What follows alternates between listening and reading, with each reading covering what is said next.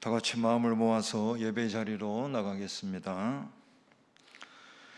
내가 입으로 여호와께 크게 감사하며 많은 사람 중에서 찬송하리니 그가 궁핍한 자의 오른쪽에 서사 그의 영혼을 심판하려 하는 자들에게서 구원하실 것임이로다. 하나님 아버지, 거룩한 새날을 허락하시어 하나님 앞에 나아갑니다. 마음과 정성을 모아 나아갈 때 우리의 예배를 받아 주시옵소서. 우리 주 예수 그리스도의 이름으로 기원하옵나이다. 아멘.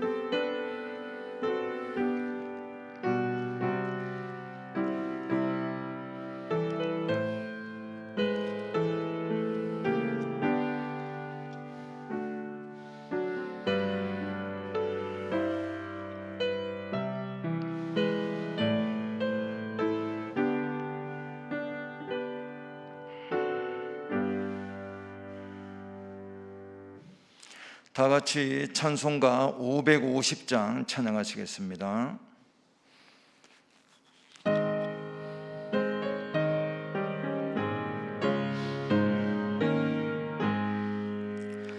시온의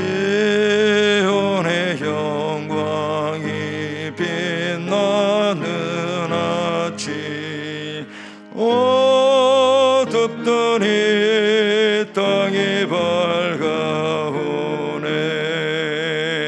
슬픔과 애통이 기쁨이 되니 시온의 영광이 비춰오네.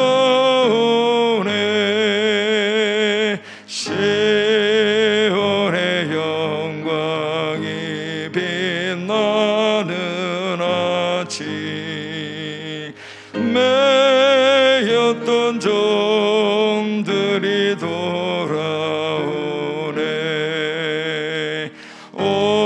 오래전 선지자 꿈꾸던 복을 만민이 다 같이 누리겠네. 보아라, 광야의 화초가 피니 몰랐던 시냇물을 흘러오네. 이 산과 저 산이 마저 떠올려 저의 선정을 찬송하네. 땅들아 바다야 많은 섬들아 찬양을 주님께 드리어라. 싸움과 재앙이 거듭한 땅에 찬송의 하늘에 서묻히네.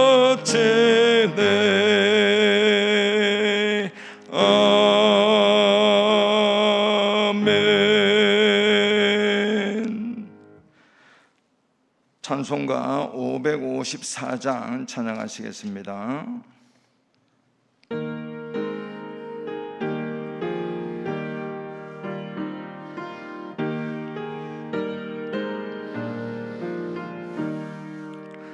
종소리 크게 울려라. 조무근에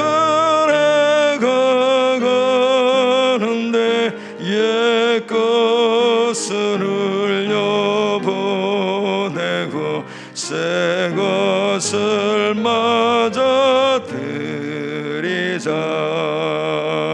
시기와 분쟁 예생과 모두 다 올려보내고 순결한 삶과 새 맘을 다 함께 맞아들이자. 그 영한 질병 고통과 또한 이 없는 탐욕과 전쟁을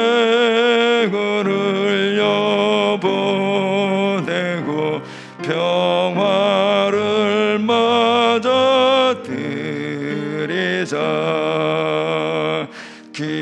기쁨과 넓은 사랑과 참 자유 행복 누리게 이 땅에 어둠 보내고 주 예수 맞아들이자.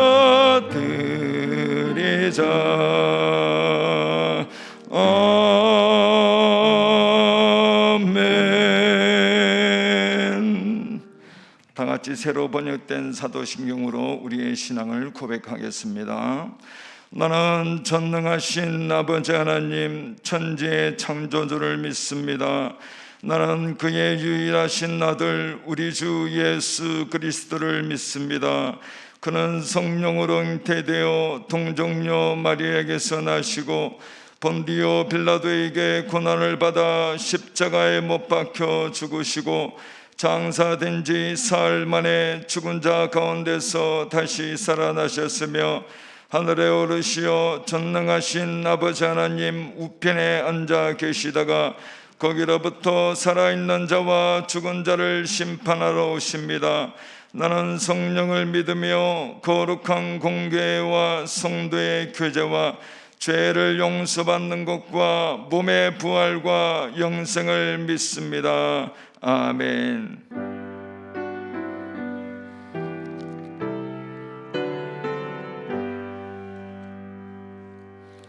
다 같이 찬송가 552장 찬양하시겠습니다.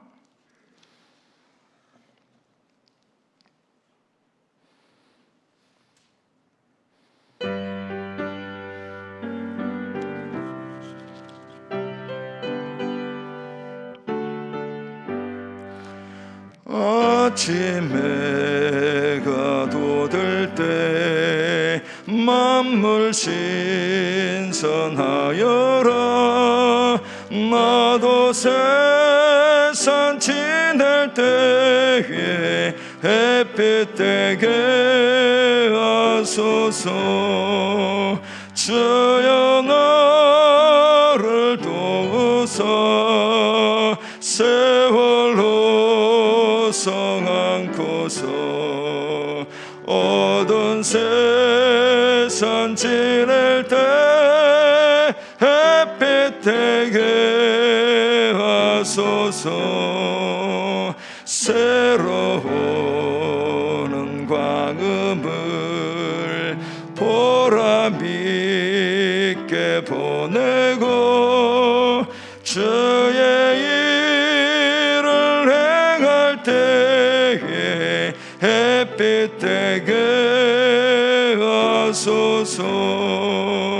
주여 나를 도우사 세월호 성 안고서 어두운 세상 지낼 때 햇빛 되게 하소서. 한 번 가면 안 오는 빠른 광금 지날 때 괴한 세감 바쳐서 햇빛 되게 하소서. 주여 나를 도우사 세월호 성 안고서 어두운 세상 지낼 때 햇빛 되게 하소서. 밤낮을 위하여 몸과 마음을 드리고 주의 사랑 나타내 햇빛 되게 하소서. 주여 나를 도우사 세월로 성 안고서 어두운 세상 지낼 때 햇빛 되게 하소서.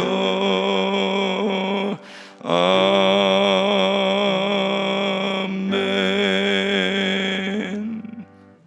오늘 우리에게 주시는 하나님의 말씀은 사도행전 2장 41절에서 47절까지의 말씀입니다. 신약 190쪽 사도행전 2장 41절에서 47절까지의 말씀을 제가 봉독해 드리겠습니다. 그 말을 받은 사람들은 세례를 받음에 이날에 신도의 수가 3,000이나 더하더라.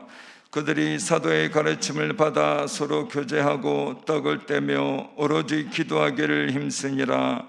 사람마다 두려워하는데 사도들로 말미암아 기사와 표적이 많이 나타나니 믿는 사람이 다 함께 있어 모든 물건을 서로 통용하고 또 재산과 소유를 팔아 각 사람의 필요를 따라 나눠주며 날마다 마음을 같이하여 성전에 모이기를 힘쓰고 집에서 떡을 떼며 기쁨과 순전한 마음으로 음식을 먹고 하나님을 찬미하며 또 온 백성에게 친송을 받으니 주께서 구원받는 사람을 날마다 더하게 하시니라. 기도합니다.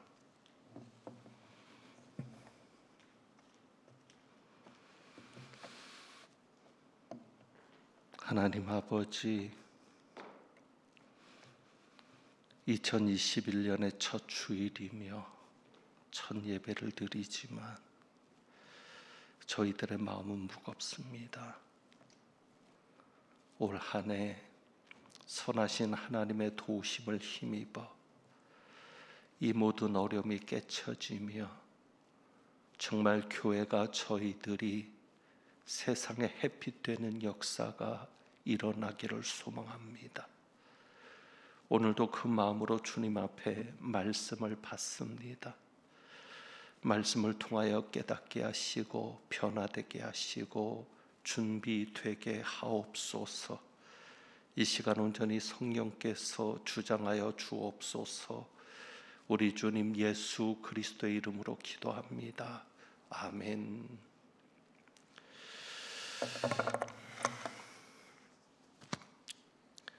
교회의 집단 감염이 계속되고 있습니다. 그래서 어떤 이들에게서는 이런 반응이 보입니다. 교회가 없어져야 된다. 이 땅에서 교회가 없어져야 된다라는 아주 극단적인 반응을 보이기도 합니다. 이럴 때 생각해 봅니다. 과연 교회란 무엇일까를 생각합니다. 과연 교회가 무엇일까? 또 교회가 중요시 여겨야 할 것이 무엇인가를 생각합니다.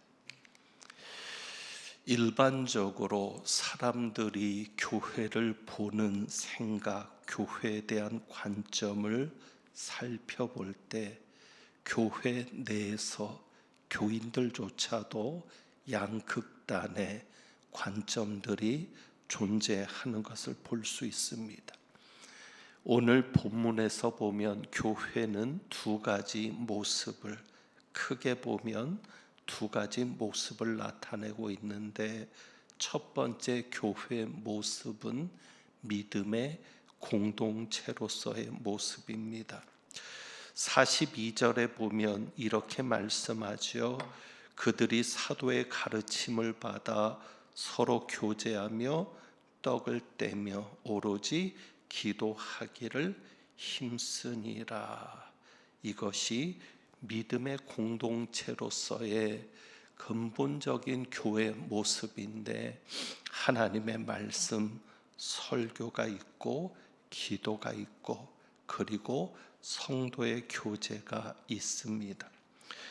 두 번째 모습은 이런 모습입니다. 44절과 45절에 강조점을 두는 시각인데, 교회는 이런 시각이 있습니다. 각 사람의 필요를 따라 나누어 주었다라는 것에 강조점을 두고 보는 시각입니다. 그래서 이런 관점에서 교회의 가치를 구제와 나눔에 두는 겁니다. 그러니까 이것에 따라서 일반적으로 생각이 둘로 구분되는 겁니다. 영적인 것을 중요시 여기는 이들이 있습니다. 그래도 교회는 영적이어야지. 그래서 이들은 예배나 설교나 기도를 중요시 여깁니다. 상대적으로 사회를 위해서 봉사하는 것에는 큰 관심이 없습니다. 그러니까 교회 밖의 관심보다는 교회 안에 관심을 더 크게 두는 무리들이 한 무리가 있습니다. 반대로 교회 밖에만 관심을 두는 이들입니다. 그러니까 교회를 사회 단체처럼 여기는 이들이 있을 수 있습니다. 그러니까 이분들은 기도를 중요하게 여기거나 영적인 것에 대한 각별한 관심보다는 그저 봉사하는 것에, 그러니까 교회가 봉사하는 단체처럼 봉사하는 것을 중요시 여기는 이들도 있습니다. 그러니까 교회를 어떻게 생각하느냐에 따라서 성경에 나오는 내용을 그 내용 중에서 받아들이는 관점도 달라지게 되는 것을 봅니다. 그런데 분명한 것은 오늘 성경을 읽어보면 이 두 가지의 모습이 두 교회의 모습이 아닙니다. A교의 모습은 가르침과 교제와 기도에 힘쓰는 것이 A교의 모습이고, B교의 모습은 각 사람의 필요를 따라 나눠주는 것이 B교의 모습이 아니라 한 교회의 모습인 겁니다. 그러니까 하나님께서 무엇을 말씀하십니까? 교회는 분명 말씀과 기도가 중요합니다. 그리고 구제에도 힘써야 되는 것을 하나님은 말씀합니다. 교회가 분명 자선단체가 아닙니다. NGO 단체는 아니지만 가난하고 불쌍한 이들에게 관심을 가져야 함을 하나님은 분명히 초대 교회를 통해 보여주시는 겁니다. 그래서 우리는 42절에서부터 47절까지를 우리가 원하는 교회의 모습으로 봅니다. 교회가 회복해야 될 원형입니다. 교회가 정말 교회라면, 진정한 교회라면 이러한 모습이 있어야 됨을 우리는 분명히 알고 있습니다. 그런데 42절부터 47절까지 나타나는 이 교회 모습은 자연스럽게 나타난 결과입니다. 교회를 이렇게 만들어야 되겠다, 교회를 이렇게 이끌어 가야 되겠다라고 해서 계획하고 거기에 맞춰서 진행된 결과가 아니라 자연스럽게 나타난 결과라고 하는 것이 중요합니다. 그러니까 정말 교회라면 이러한 모습들이 다 읽지는 않겠습니다. 다시 반복해서 읽지는 않겠습니다. 우리가 교회를 생각할 때 늘 마음속에 새겼던 구절들이기 때문에 읽지 않아도 될 겁니다. 이러한 정말 아름다운 모습들이 열매처럼 자연스럽게 나타날 수밖에 없는 것이 교회입니다.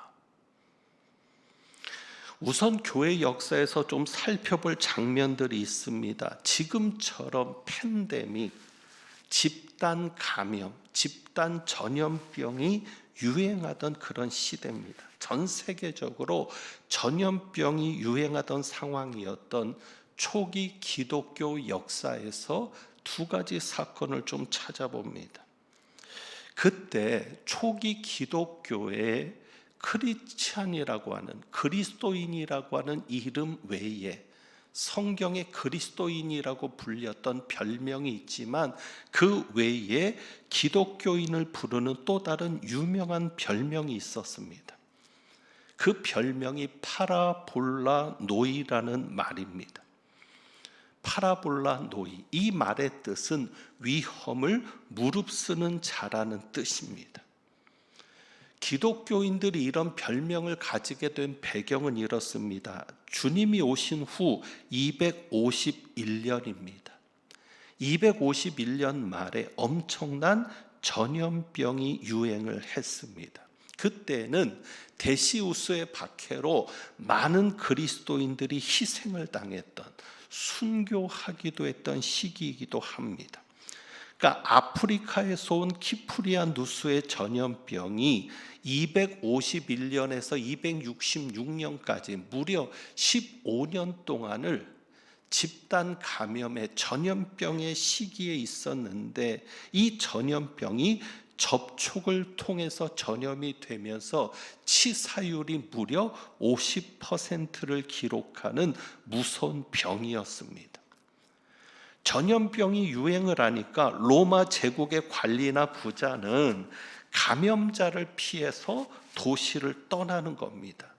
사람들을 버리는 겁니다. 그런데 기독교 공동체는 그 도시를 떠나지 않습니다.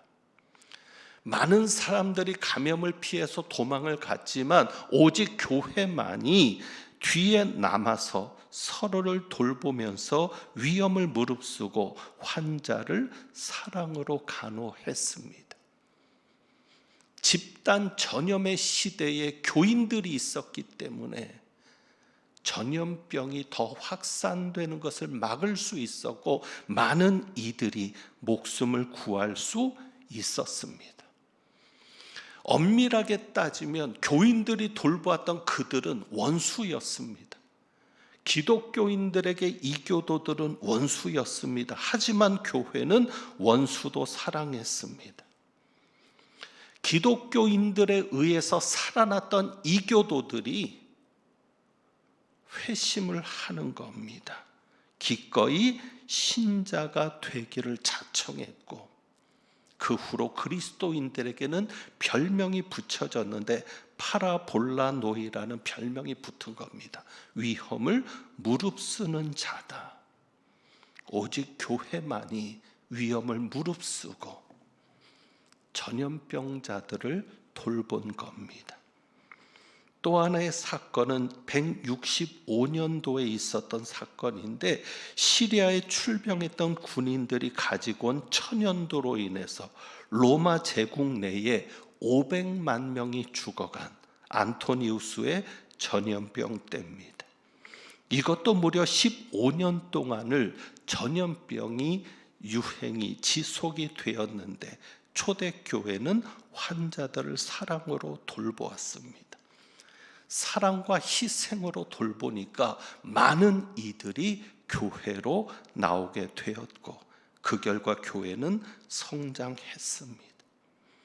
어찌 보면 47절에 하나님을 찬미하며 또 온 백성에게 칭송을 받으니 주께서 구원받는 사람을 날마다 더하게 하시니라.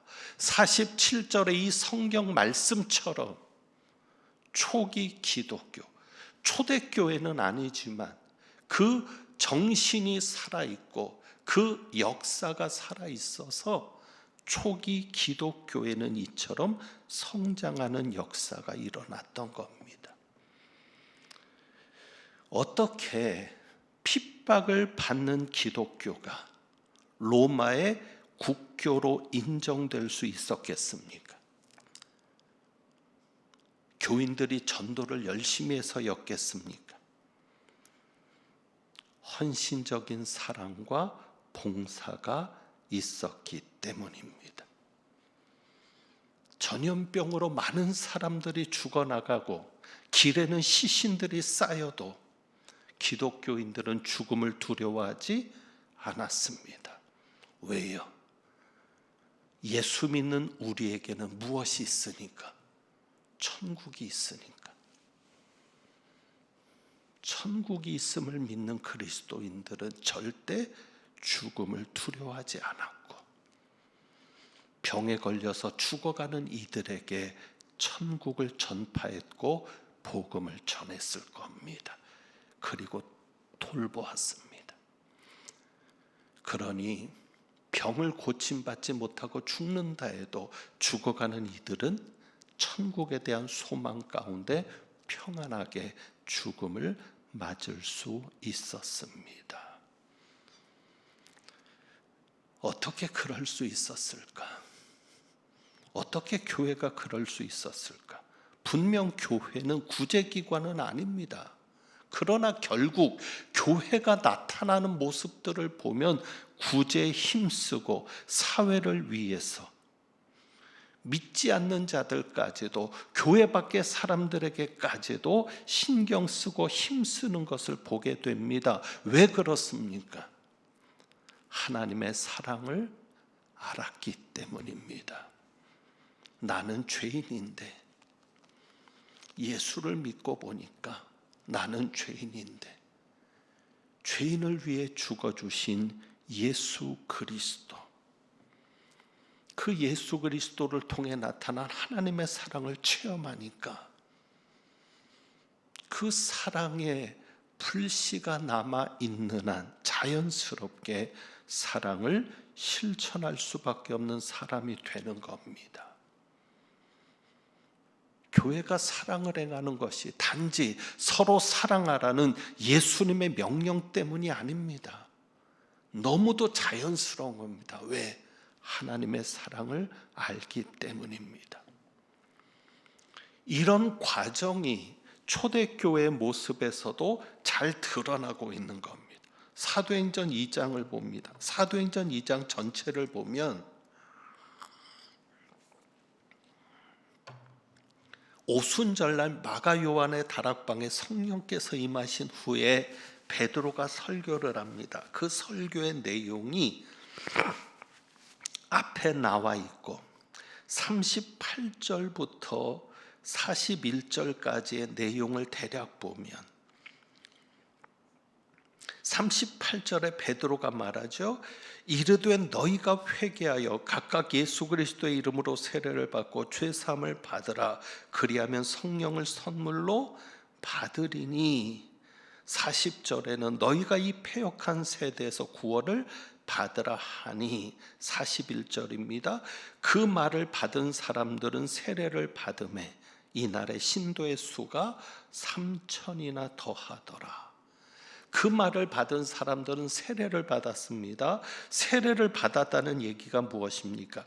너희가 회개하여 각각 예수 그리스도의 이름으로 세례를 받고, 그러니까 무슨 얘기예요? 세례를 받았다는 얘기는 회개했다는 얘기입니다. 회개하고 죄 사함을 받았다는 이야기입니다. 그리고 그들은 성령의 선물을 받습니다. 이 성령의 선물은 단순히 은사를 말하는 게 아닙니다. 성령께서 주시는 은혜를 경험했다는 겁니다. 무엇을 체험했을까요? 하나님의 사랑을 체험합니다. 성령의 역사를 통해서 내가 의식적으로 시작했던 회개가 진정한 회개가 되어서 하나님의 사랑을 경험합니다. 왜? 내가 죄인임을 깨닫는 겁니다. 성령의 역사로, 성령의 선물로 내가 죄인임을 깨닫고 죄인을 사랑하시는 하나님의 사랑을 체험하는 겁니다. 그리고 그들은 천국이 믿어지고 영생이 믿어졌을 겁니다. 은혜를 받은 분들은 압니다. 은혜를 받고 보니까 성경 읽고 싶어지는 겁니다. 그래서 하나님의 말씀에 관심을 갖는 것은 자연스러운 일이 됩니다. 사도들의 가르침을 받아 하나님의 말씀에 대한 갈망이 생기고, 그리고 하나님과의 교제라고 하는 기도에 대한 관심이 생기는 겁니다. 오로지 기도하기를 힘쓰니라. 세상에 대한 관심에서 하나님에 대한 관심으로 바뀌니까 말씀과 기도가 생활이 되는 겁니다. 그리고 성령은 교제의 영입니다. 그러니 은혜를 받은 사람들은 자연히 모이기를 힘쓰게 되는 겁니다. 가끔 이런 질문을 하죠. 과연 코로나 이후에 교회가 모일까? 모입니다. 왜? 성령은 모이게 하는 영이기 때문입니다. 성령의 역사가 있다면 분명 그들은 다시 교회로 모입니다. 초대교회가 그랬습니다. 그래서 자연히 모이기를 힘쓰게 되는 겁니다. 46절이죠. 날마다 마음을 같이하여 성전에 모이기를 힘쓰고 집에서 떡을 떼며 기쁨과 순전한 마음으로 음식을 먹고, 떡을 뗐다는 얘기는 애찬식이나 성찬을 함께 나누었다는 얘기가 될 겁니다. 그리고 공동 식사를 하기도 했던 겁니다. 그러니까 함께 있는 것이 기쁨이 되고 힘이 되니까 계속 모이는 겁니다. 모이다 보니까 자연스럽게 어떤 것이 보여요? 상대방의 필요가 보이는 거예요.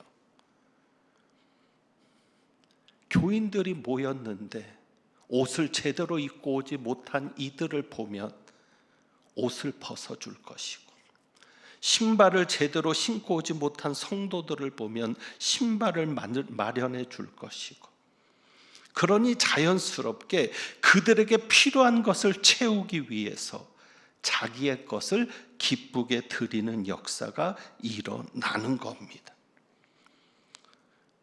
말할 필요가 없습니다. 너희들의 것을 팔아서 가난한 이들에게 나누어 주라라고 굳이 얘기할 이유가 없습니다. 성령이 역사하니까 그것은 자연스러운 결과가 되는 겁니다. 분명 교회가 구제 기관은 아닙니다. 하지만 이렇게 구제에 힘쓰는 결과가 자연스럽게 나타나는 것은 하나님의 사랑 때문입니다. 성령의 역사 때문입니다. 물론 지금의 교회는 초대교회와는 다른 부분이 있습니다. 한번 이런 생각을 해봅니다. 초대교회가 헌금을 거두었습니다. 그 헌금을 어디에 썼겠습니까? 사실 교회는 돈을 쓸 곳이 그렇게 많이 필요하지 않습니다. 왜? 옛날부터 교회는 신전을 만들 필요가 없었거든요. 우상을 세울 필요도 없습니다.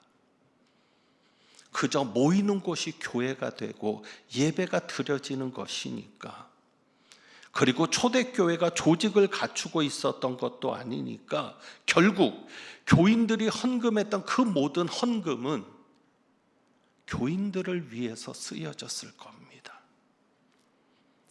선교하는 사도들을 위해서, 나머지는 교인들을 위해서. 그러니 오늘 말씀처럼 구제를 위해 쓸 수 있었습니다. 다른 이방 종교들은 화려하게 신전을 세우고 우상을 화려하게 돈을 들여서 만들어 세우지만, 그리고 많은 신전에서 일하는 이들을 세워서 거기에 많은 돈을 써야 되지만, 그러나 초대교회는 달랐습니다. 그래서 교회이기에 가능했던 일이 44절과 45절입니다. 그런데 지금 교회는 달라졌습니다. 저희 교회만 해도 그렇습니다. 교회가 건물을 짓고 조직을 갖추고 여러 부서들을 만들고 그 부서들을 통해서 교회가 움직여 가면서 거기에 따른 경비가 필요하게 되었습니다.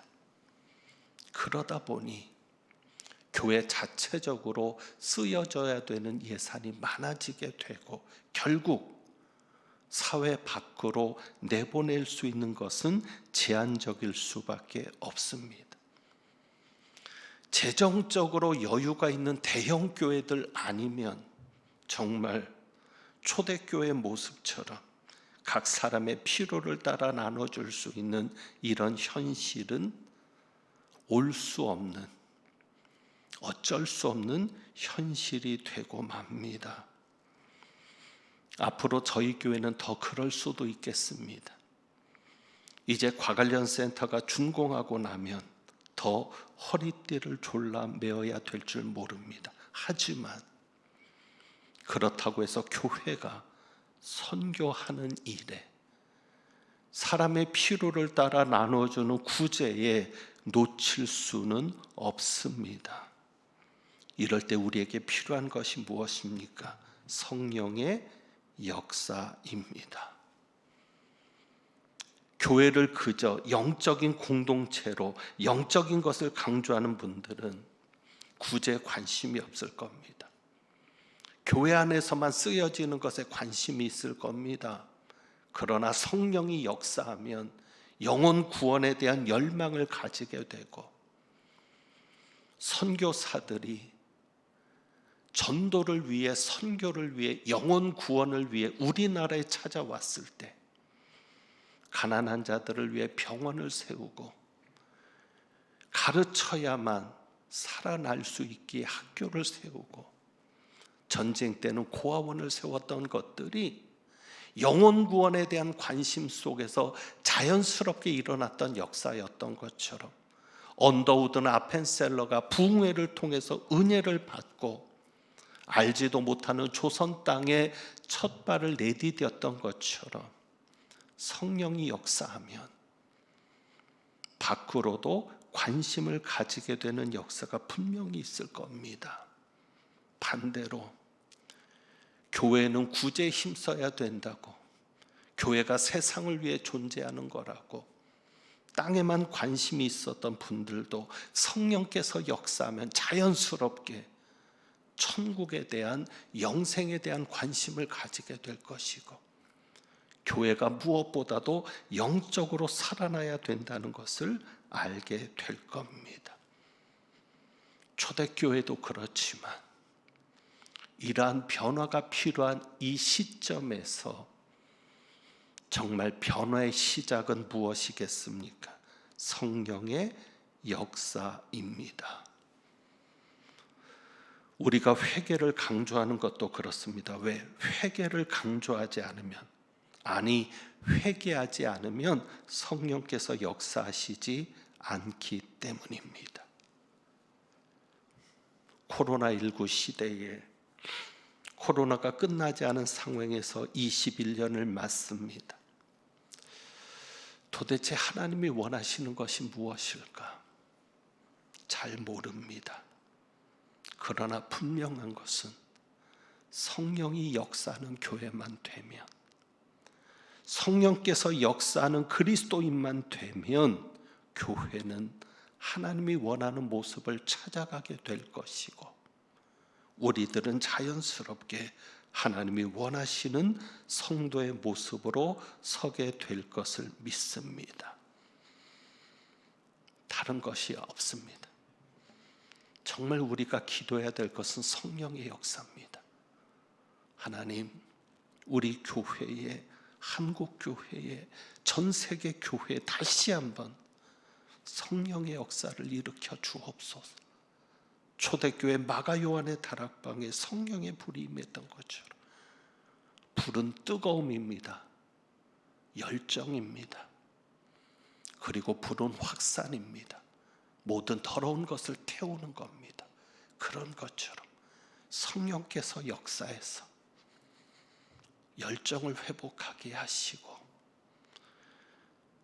확산되게 하시고 모든 것이 태워져서 거룩해지는 역사가 일어나게 해달라고, 성령 충만을 구하시고 기도하시고, 무엇보다도 성령 충만을 사모할 수 있는 우리 모두가 되기를. 그래서 2021년에는 정말 성령이 역사하는 것을 우리가 볼 수 있는 그런 한 해가 되기를 주님의 이름으로 축복합니다. 기도하겠습니다.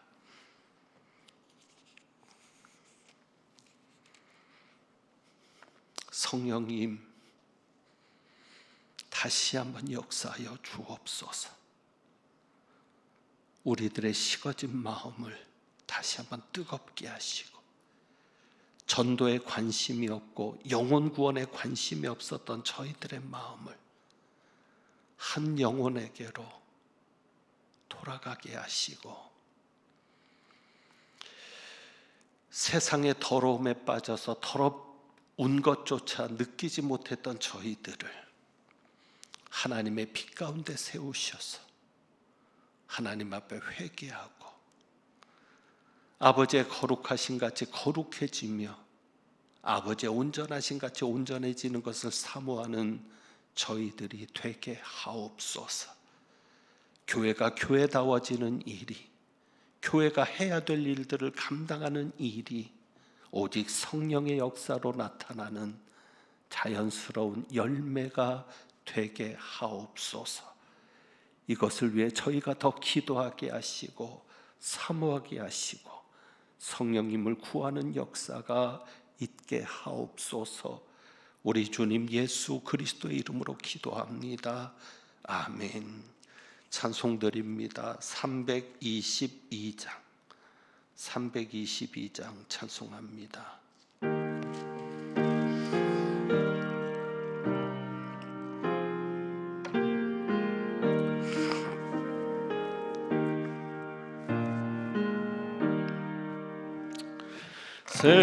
세상에 헛된 신을 버리고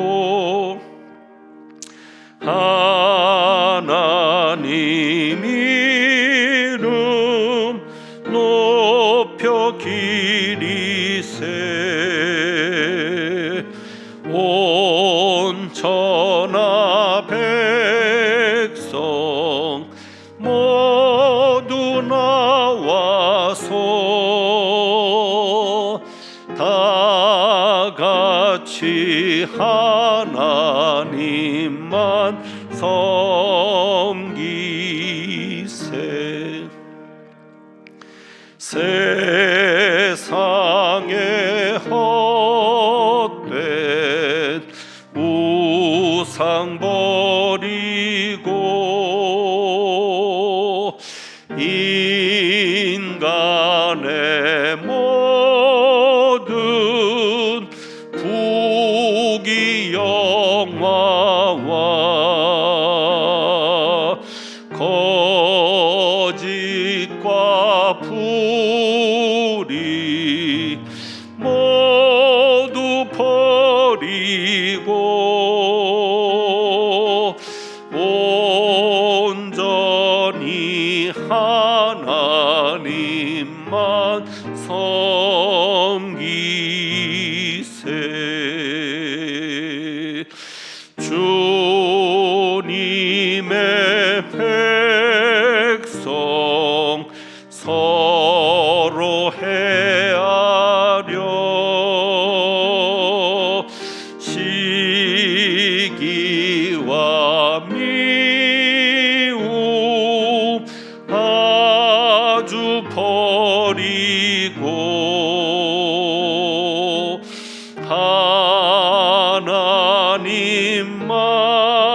하나님만을 홀로 섬기는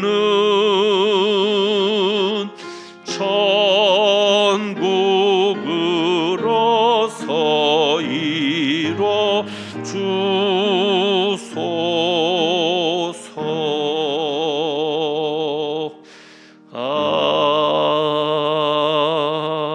아멘. 들으신 예물에 기도합니다. 하나님 아버지, 오늘도 각 가정에서 신년 첫 주일 예배를 하나님 앞에 드리며 감사의 마음을 담아 예물을 봉헌한 이들이 있습니다. 하나님 기억하여 주시고, 어렵고 힘들게 시작하지만 참으로 나중이 창대하게 되며 하나님의 뜻과 역사를 이루어가는 것을 경험하는 저희들 되게 하옵소서. 또 이 한 주간 우리 성도들의 가정을 지켜주시고 생업의 복을 주옵소서. 강건하게 붙잡아 주옵소서. 우리 주님 예수 그리스도의 이름으로 축복하며 기도하옵나이다. 아멘. 교회 소식은 주보를 참고해 주시기를 바라고요. 2021년 재직과 봉사자를 임명했고 또 성탄 감선금을 여러분이 드리셨는데 드리신 분들의 명단을 별주로 만들었습니다. 홈페이지에 들어가시면 팝업 창으로 뜨고 있는데 홈페이지를 참고해서 확인해 주시고 연말 정산 기부금 납입 증명 신청을 받으니까 교회로 문의해 주시거나 홈페이지를 통해서도 여러분이 작성할 수 있으니까 참고해 주시기를 바랍니다. 과관련 센터는 내부 인테리어 공사가 계속되고 있습니다. 날씨가 많이 춥습니다. 무엇보다도 공사를 하면서 화재에 대한 염려도 있는데 안전하게 공사가 잘 진행될 수 있도록 여러분이 기도해 주시기를 부탁드립니다. 이제 우리 과관련 센터 건축을 위해서 또 영상을 통해서 함께 한 마음과 한 목소리로 기도하도록 하겠습니다. 과관련 센터 건축을 위해 기도합니다. 선교 2세기를 열어가는 오랜 역사를 지닌 강릉내 교회 과관련 센터 건축에 동참하도록 허락하신 하나님 아버지 감사합니다. 미래의 하나님의 큰 일꾼이 될 다음 세대를 위해 꼭 필요한 공간을 마련하게 하시니 감사합니다. 다윗은 간절한 소원을 가지고도 이루지 못했는데 부족한 저에게 기회를 주시니 감사합니다. 하나님 아버지, 건축을 위해 기도합니다. 공사하기 좋은 날씨를 주옵소서. 시공을 맡은 신부건설이 사명을 가지고 잘 감당하며 준공할 때까지 어려움이 없도록 지켜주옵소서.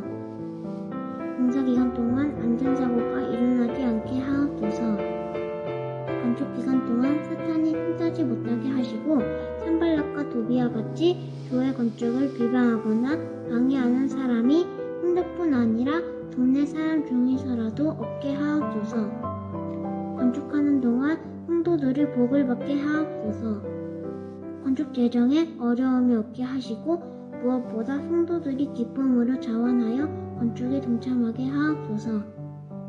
건축 후에 이 공간에서 활동할 우리의 자녀손들이 믿음 안에 잘 성장하게 하시고 하나님의 사명을 온전히 감당하는 교회가 되게 하옵소서. 교회의 반석 되시는 우리 주님 예수 그리스도의 이름으로 기도합니다. 아멘. 축도합니다. 하나님은 내게 복을 주시고 너를 지키시기를 원하며 하나님은 그의 얼굴을 내게 비추사 은혜 베푸시기를 원하며 하나님은 그 얼굴을 내게로 향하여 드사 평강 주시기를 원하노라. 오직 성령의 역사만이 교회를 교회답게 하며 성도를 성도답게 하는 것을 믿고 성령의 역사를 사모하며 나가는 주님의 모든 백성들 위에 우리 주님 예수 그리스도의 은혜와 아버지 하나님의 사랑하심과 성령님의 교통하시며 충만케 하심이 이제부터 영원까지 함께 하시기를 축원하옵나이다. 아멘.